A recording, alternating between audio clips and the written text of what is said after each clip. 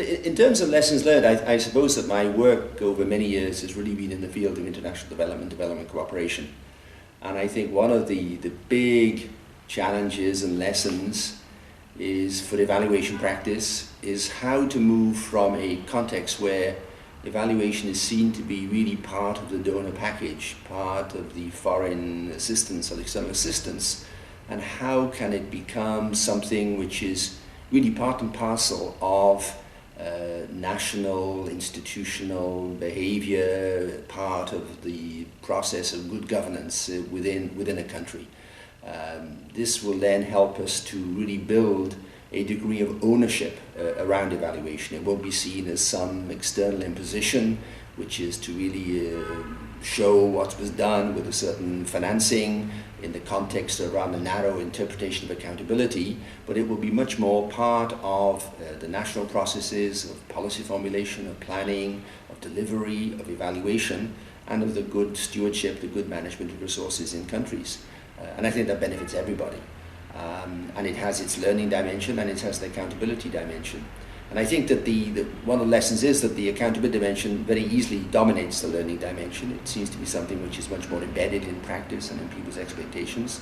And I think also, as I mentioned this morning in another meeting, evaluation work tends to be very much overshadowed by monitoring. Very often monitoring and evaluation are put together in different environments, in different ways, and it's a big M and a small e, and so really good quality evaluation practice is often in very short supply. I think also that in order for evaluation to really have some impact and some effect, we need to put a lot of emphasis on the ownership in order to achieve ensure the utilization of the results of the evaluation.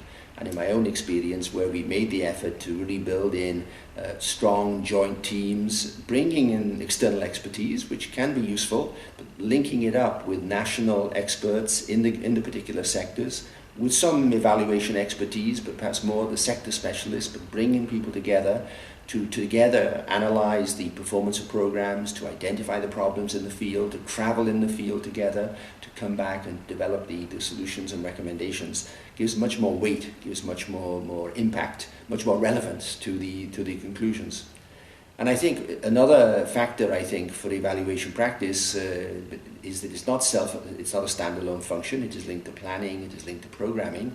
And I think sometimes evaluation comes into situations where the planners and the programmers are trying to promote a certain approach as if they know what the answers are, as if they have a log frame which will lead in a very predictable way towards the final result and outcome. And I think very often now, dealing with many issues in development, it's a very complex, multi-level, multi-actor, multi-dimensional process. There's a lot of uncertainty and a lot of complexity. So I think there's a need to think more of evaluation and of monitoring too as a way of accompanying. I think a long time ago, Rondinelli wrote a book, Development Projects as an Experiment. I think a lot of what we're doing is experimental. It has to be reasonable experimentation, not wild or irresponsible experimentation. And monitoring and evaluation can accompany that to keep on adjusting and adapting the formula. And this whole notion of adaptation seems to be somewhat missing, and we need to take more account of that. We can sit around working on a national evaluation policy or a planning guideline at the capital city or globally. And we know that then, when it's implemented on the ground, that different actors will adapt it according to their circumstance. I think we just need to take account of that. We need to use that adaptation to understand why it's occurred, because people do have a lot of good sense. Sometimes also they're trying to do things for their own selfish and somewhat nefarious purposes, but I think that's something that one has to deal with. But there's a lot of good, positive adaptation that goes on and is overlooked. It's overlooked by the planners, it's overlooked by the evaluators, and I think that evaluation can give more emphasis to that and to give some more value to the adaptation. Perhaps another final factor which seems to me to have been my own experience is that where things really make change and where evaluation practice can prosper, where systems and policies develop, there are usually individuals somewhere committed, concerned, courageous, visionary individuals who are willing to go out on a limb, to take some risks, to try to bring about change. And I think that is the role of external organizations, is to try to work with these people. It can be risky, they may change, we may find ourselves back to square one, but it's important to try to do that, to support that. And it's also important to think as to where this leadership potential comes from.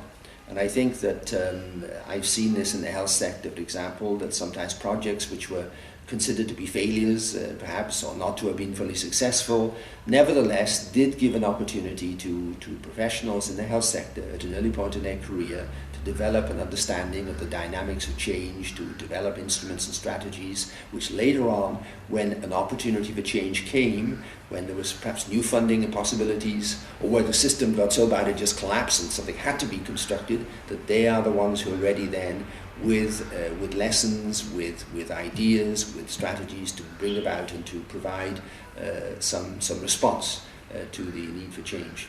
So I think that whole issue of how can projects contribute to later stage then, to not always by a direct path, to policy development, to new ways of managing and implementing sector programs and so on a much larger scale, is something else which has been of interest to me and I've observed in the past in relation to evaluation practice.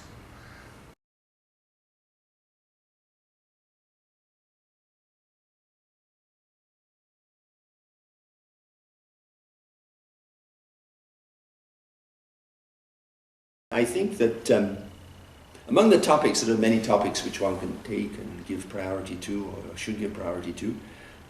I think one dimension which is very much in our minds here in Senegal and elsewhere is the whole bundle of issues around implementation. In the general sense, I think there is a tendency on the part of governments, development agencies, to spend a lot of time on planning and shaping and shaping the goals, the objectives, the planning instruments, and so on. And yet the results quite often fall short. And I think there's a usual over-optimism of the planners. But I think also we're not spending enough time really looking into the implementation dimension. What are the mechanics, what are the dynamics that enable policies and programs to be translated into effective action to change the lives of people on the ground? And what is the interface between the planned programs and the realities of people? We have to find a way of getting this double, interaction between community, local level, and the national intentions and the policy intentions. So giving more attention to implementation and looking within implementation, looking for the good examples, looking for the positive deviants, because I think in any situation, whatever sector one looks at across the board, there are always some people with the same constraints, the same resources or difficulties, the same populations, but some people who've managed to find ways of doing something, of keeping things moving forward. So again, it comes back to somehow capturing these dynamics in evaluation practice, which is a big challenge. It's a big challenge. It means you have to be really very attentive, have very diversity of methods, and have a good knowledge of the context, which I'll come back to. Perhaps the other issue, which I think is now becoming more apparent in much of the literature, and I would endorse this very much, is to give more attention to issues of equity, to the broad access of populations to the various programs and projects which are planned. There's an increasing reality, I think, of societies developing at two different speeds, of a minority which are able to cope and manage and take advantage of certain aspects of globalization, modernization, urbanization, whatever you want to call it, and a population which is left to one side. And I think one of the aspects of evaluation I like, which I hear when I go to American Evaluation Association and some other meetings, is that the role of the evaluator is to try to give a voice to everyone, not just the key stakeholder, the funder or the commissioner, but to give the voice to everyone. It's a very powerful, I think, notion, giving the voice to everyone. If I can move on to the other questions of concerted action to improve general evaluation practice, I think I would just mention two things on that one. One would be to really try to improve coordination. I think that there's still, despite all the efforts that have been made, all the UN resolutions, the Paris Declaration and so on, there is a tendency for there to be a multiplicity of language, of terminology, of processes and so on. And I think partly countries themselves are at a fault, perhaps, because when there is a country policy which establishes it for evaluation, what are the norms and standards, what are the criteria we're going to use, what types of evaluation you're going to implement, you know, to really stabilize and establish the way things are going to work. If that is not there, then there is a tendency for things to happen in different ways, to be a lot of overlap, wasted resources, not a lot of capacity created. So I think the examples of countries like South Africa, like Benin, like Uganda are really worthy of attention, and because I think they are making that effort to try to establish parameters and to manage and conduct evaluation work in partnership with external partners too, but in a way which is more coherent and can be more effective. So I would say we need to really improve coordination, and coordination is both an external factor, but it's also something which has to be pushed ahead by governments, and we should try to help and support governments do that. The other thing I think is the issue of context. Again, it's something which is often talked about, but I think it's more and more apparent to me that a good and deep understanding of the context will improve enormously the quality of evaluation work and evaluation practice. So many factors which are specific in a given environment, in a given context, will influence development outcomes with development results. So we have to really try to find out how can we tease these out, how can we really identify and be aware of and adjust our approach, our methods, our questions, our dissemination results to fit that context. So I would say, you know, coordination and context would be two extremely important dimensions. And then looking to the future for the next 4 to 5 years, what are the priority areas? Well, there's so many one could think of. I think one, of course, is just communication of the results. I mean, sometimes I think one regrets the fact that communication really is so poor. I mean, if the purpose is to try to use evaluation to bring about changes, to get decision makers, policy makers, busy actors to pay attention to evaluation work, we have to find a way of communicating it in short summaries, in other ways, using the various media which are now available, but also starting the communication from the very outset, even the planning and the conceiving of the evaluation exercise, and really trying to help the decision makers and so on be aware of the potential that evaluation offers to be an instrument, an element, a perspective will help them to improve and adjust what they do without offering all the answers. And I think sometimes in evaluation we need to be humble and say we don't have all the answers and we're not going to solve all the problems. It's not the panacea, but at least it can be a very, very powerful and a very helpful dimension that needs to be supported and used more frequently. I think also, if we're talking about context, as I mentioned earlier, this also requires the training and research on evaluation to be reinforced within countries. Many of the Francophone countries for the moment really do not have training programs at the master's or doctoral level in evaluation. People do a little bit of evaluation when they're learning project planning or programming or management or economics and so on, but there really isn't the basic training in the master's level, doctoral level in evaluation. And if that can be strengthened and reinforced, not only do we have young people coming out with good solid training to become the evaluators of the future, we also have professors, we have publications, we have a research agenda, a lot of other things happen around that, and I think that is very much needed in many of I'm sure in many parts of the world, but the one I know best, which is here in Francophone West Africa, we certainly need that. So I think involving training and research institutions, looking into sabbaticals, professorial exchanges, using new techniques for training and so on would be helpful. Another priority I think for the next few years is the whole issue of young people and youth in this continent. It is a very major issue at every level. I think it's important within the evaluation profession that we give attention to emerging or young evaluators to try to build a cohort of young people who have had the experience, the hands-on experience of working with seasoned and experienced evaluators to gain that insight and that understanding that you can't get from the formal training. Evaluation is a very applied area, and you learn evaluation to a large extent and actually doing it. It's a very difficult task, with a lot of maturity and a lot of judgment is needed to navigate the enormous amount of documentation, information, detail and so on that you have to deal with in order to come out with useful conclusions. So I think we have to invest in the young evaluators and find ways of mentoring and helping them to gain experience and so on. And more broadly, for the societies in West Africa, young people now represent the majority, half the population under 18, probably 2/3 of the population are under 35. It's a population which is rapidly expanding. We have populations here growing, doubling every 15 to 20 years. This puts a huge strain on resources and so on. And it means it's a volatile group. And the youth in its totality can be a great asset to a nation with creativity and energy and vitality, but can also be a disadvantage too if that youth do not have jobs and a future.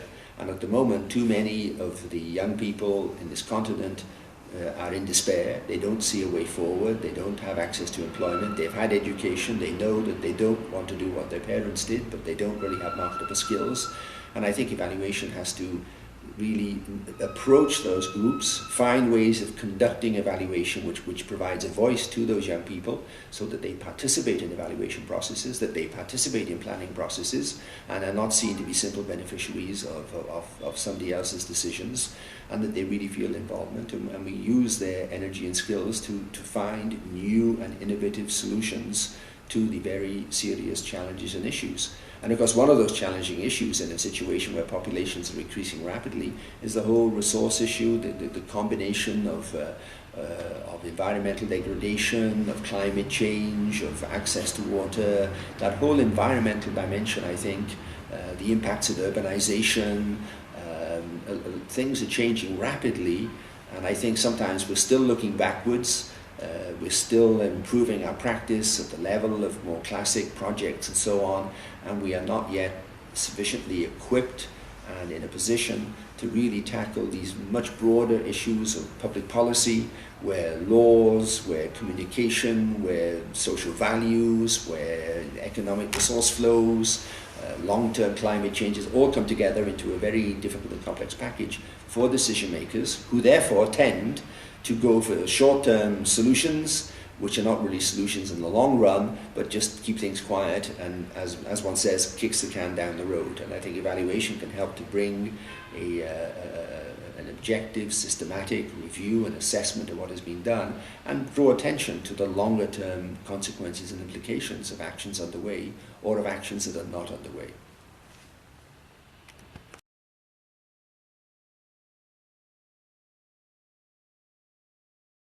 As I think about the International Evaluation Year and improving our profession, evaluation practice, I think that there's always a danger with all these different years and weeks and decades that they just lead to some rather superficial PR events which don't really generate the sort of sustained effort that's needed to make a difference and to bring about changes in regard to evaluation. So I think that we have to be aware from the outset that we should really be trying to select events which have got the potential for sustainability, which can be carried forward, so they can give an impetus, a fresh impetus, a new impetus.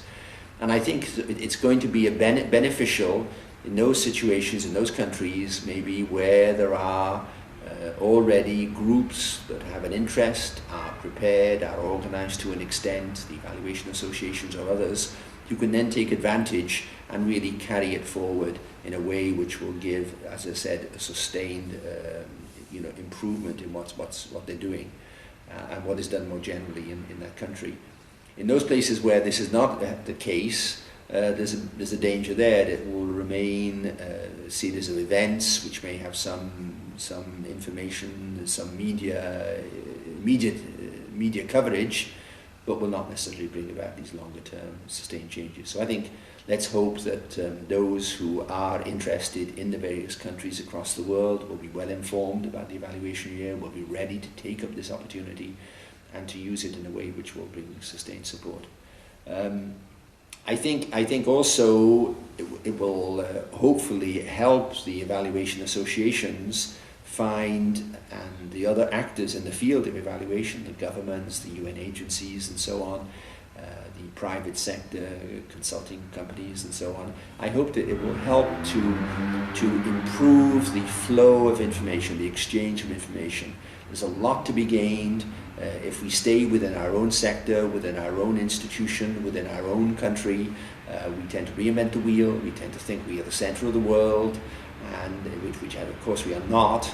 And I think we must be more humble, and we must realize that we can learn from other environments, other contexts, even if there are no formulas or models that one can transfer automatically. But even so, if we look at what others are doing in terms of evaluation practice, evaluation methods, evaluation training, evaluation policy, evaluation systems, if we look, we can certainly draw benefit from that. And it doesn't just mean the same people turning up at a whole bunch of meetings across the world saying the same things.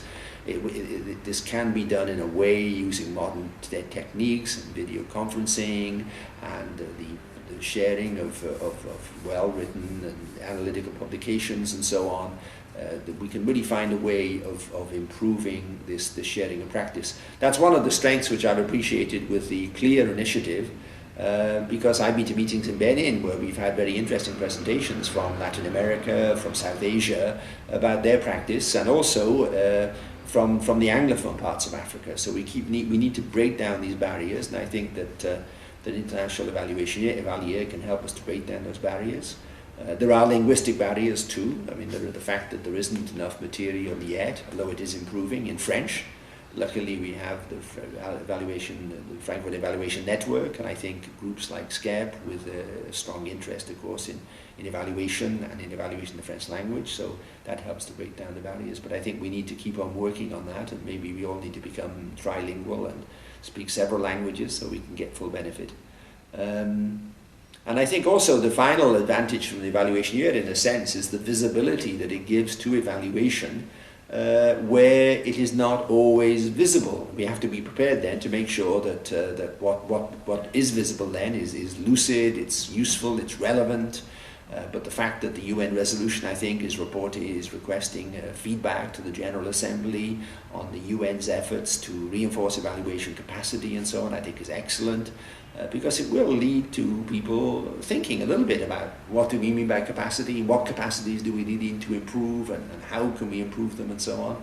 So I think those would be sharing experience, accelerating the development of evaluation capacity, giving evaluation an entry point and a visibility at levels of government and of development agencies, where it may not, in civil society organizations, giving it a visibility and an identity which it doesn't always have.